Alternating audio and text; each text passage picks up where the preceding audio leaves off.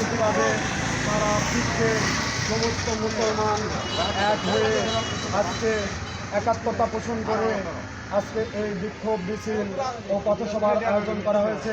এই হাকিমুল উম্মত ইসলামী ফাউন্ডেশন মুরইলের উদ্যোগে এবং তৌহিদি জনতার পক্ষ থেকে আজকে মুরইল বাজারে একটা বিশাল বিক্ষোভ মিছিল সম্পাদিত হয়েছে ইতিমধ্যে এবং পথসভা শেষ হচ্ছে।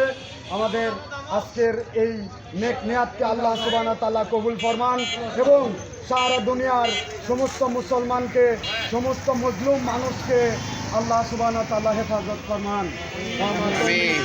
ইল্লা বিল্লাহ। নারায়ে তাকবীর, আল্লাহু আকবার, নারায়ে তাকবীর। দুনিয়ার মুসলিম এক হও, জিহাদ করো দুনিয়ার মুসলিম। নারায়ে তাকবীর, আল্লাহু আকবার।